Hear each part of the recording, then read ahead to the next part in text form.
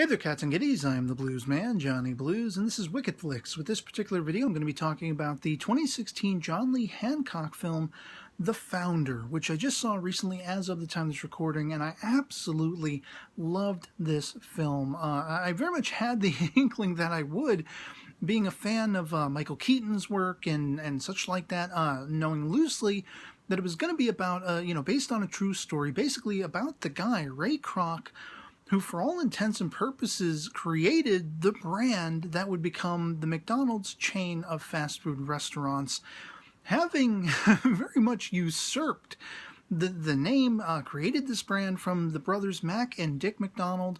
I was really intrigued with this film, and I fell in love with it almost immediately. The period setting, everything starting off in 1954 with Ray Kroc being sort of a salesman trying to pimp out this multi-mixer for, frosty shakes, chocolate shakes, milkshakes, all that kind of stuff, and really not having a good time of it, not succeeding at this. But he is a go-getter, and he becomes ruthless and cutthroat and ousts the brothers who originated the McDonald's sort of, the very first restaurant. He ousts them entirely and creates an empire with the help of some other people. He gets the idea to create a franchise and all these kinds of things. It's a very compelling story about a guy who just kept after and kept after and kept after this mission statement and tried to build upon it that much more. Sometimes stealing ideas, sometimes stealing the IP entirely, doing things that went against the permission. There was a contractual permission system where he would have to get things checked and approved by Mac and Dick McDonald, and he would start to go against that and all this kind of stuff. I mean, it's a very complex, intriguing story, and the performances in this film are key. Michael Keaton does not disappoint as Ray Kroc. You have Nick Offerman and John Carroll Lynch playing the brothers Mac and Dick McDonald. I was very surprised, not really knowing much about who was in the piece, that Laura Dern, Patrick Wilson, Linda Cardellini, all incredible performers, all make up the cast, round out the cast, and there are other players, bit players, and things of that sort that really just come to the fore and flesh out the entirety of this film in a way that, I should have known going into it. I hadn't actually been aware of the fact that John Lee Hancock directed the piece. He has actually done some of my favorite movies from the modern incarnation of The Alamo with Billy Bob Thornton and Dennis Quaid, and Patrick Wilson actually was in that film, as well as Saving Mr. Banks, featuring Tom Hanks, who in kind of sort of arguably a similar fashion is trying to usurp an IP, in this case the label that is the Mary Poppins novels, series of novels. He's trying to take that for his own and create the much beloved Disney film, and which is one of my all-time favorites, of course. Little had I known the trials and tribulations of actually pinning that down as an IP and becoming an owner of that and everything like that. What he had to go through, it was somewhat insane. And that movie well captures, it's again a very awesome period piece of a film, similarly to The Alamo. John Lee Hancock also did the film Midnight in the Garden of Good and Evil, which I've seen once or twice, but I really enjoyed. I think that might have been based on a novel as well. I digress. This is just a really intriguing story, and they actually have some twists and turns and surprises that I thought maybe they were doing for dramatic license, like in the case of Michael Keaton's Ray Kroc. There's a point when he is introduced to Patrick Wilson's character, who will become a franchise owner, for his own sort of particular McDonald's restaurant. And there's this somewhat, I guess you could say, rapport burgeoning between Ray Kroc, who's apparently very attracted to Patrick Wilson's character's wife. Linda Cardellini plays that role, whereas Laura Dern plays Ray Kroc's wife, Michael Keaton's character's wife.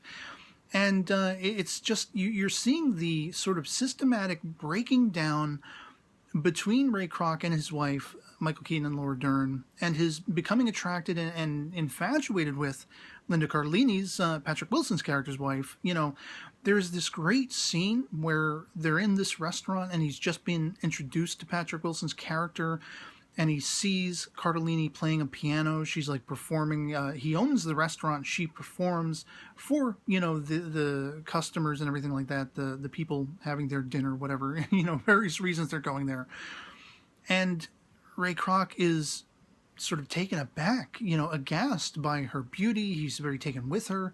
And this begins sort of an interesting interweaving where they're getting closer and closer. And I'm kind of thinking, as I'm watching this going on, all the while he is doing all the dirty dealing and primping up this brand that is McDonald's, and taking into his confidence sort of a, you know, I don't know if he was like a lawyer or financial consultant, realizing that it's more than just about the restaurants. You're never going to really make money that way. You have to lease property, you buy the property, and then you lease the property as part of the franchise thing, and that's how you make more money. All this wheeling and dealing going on in the background. And there's this scene just amidst it all where he is so taken by Linda Cardellini's character. At the piano, he requests she plays Pennies from Heaven, which is very befitting of the entire affair. And then he goes over and joins her, and they both sing together. And I'd never heard Michael Keaton sing. The cat can sing. It was like just a beautiful, eloquent piece between these two. They both can sing. And it was, you know, sort of in contrast to the entire rest of the affair, where he's just resting that McDonald's brand that he has created. He's built from the ground up. He's very much stolen the IP, as I say, from Mac and Dick McDonald. And becoming a powerhouse, you know, very wealthy. And you find out by the end of the movie, they kind of have a follow-up with, you know, what the fates were of all the people who were really involved in the real-life events. And you find, much to my surprise, that, you know, Ray Kroc and Linda Cardellini's character, this guy's wife, they would eventually marry. There is this insane moment between Ray Kroc and his wife, as again I say, portrayed by Laura Dern, where they're at their dinner table, and she's just like, "Honey, could you pass the salt?" And he's like, "Oh yeah, sure." Passes it. Some silence, some calm. "I want a divorce." He tells her just blatantly, flat out, no rhyme or reason. "I want a divorce." And you've already seen, you know, a few sort of meetings between Ray Kroc and the Cardellini character, and so you know that there's something going. And I was just like, oh, wow, did this really happen? And then by the end you find out, yes, it did. You know, so it was really interesting. Overall, it was just a really enjoyable movie. There are some really funny moments. It's like when Ray Kroc starts to kind of run away with himself with his power, you know, running mad, roving mad, wanting more money, you know, all that kind of stuff. Absolute power corrupting, absolutely. There's this point where he's, you know, in the midst of calling Mac and Dick McDonald, trying to get their approval for things. They're constantly cutting him off because he's trying to cut corners. He's doing all this kind of stuff that they don't agree with, trying to make deals with Coca-Cola, trying to bring in a powdered version of the milkshake, whereas they want ice cream and wholesome, pure milk and dairy products, all that kind of stuff. And he's trying to find ways to save money. He's very businessman-like about it. And he's just at his last nerve with these guys, constantly hardballing them and telling them, no, you're not going to have your way. He slams the phone and hangs up on the guy. And the one brother says to the other, did he just hang up on you? Like, incredulous. Like, how would this guy do this? This guy who came to us like a brother in arms, calling this America's Next Church, you know, a family business, something that said wholesome family values, all this stuff. Did he hang up on you? And the guy's like, well, either that or we got violently disconnected. You know, so it's like there is a charm and a wit to the performances, to the direction of this film. The writing is fantastic. The direction is fantastic. The performances are fantastic. And I didn't want to really go into a sort of analytical, hardcore, in-depth review. I just wanted to kind of fanboy over this film because I thoroughly enjoyed it. It thoroughly engaged me from beginning to end, which was kind of my impression of it without even really knowing much about it, just sort of in a nutshell. Hey, it's about the guy who created McDonald's and ousted the originators of it in some way, shape, or form, some manner. And it's a hell of a movie. I loved it. And this video is too highly recommended to you if you have any inkling or remote curiosity with the film The Founder.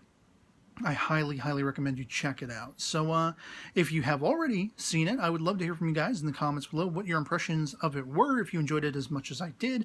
If not, why not? Let me know in the comments below. I love having any kind of conversation, even if we agree to disagree, you know, it's different strokes to move the world, all that kind of stuff. And so yeah, otherwise that'll be pretty much it for me on this. Hope this video finds you well, and I'll catch you all later. Peace.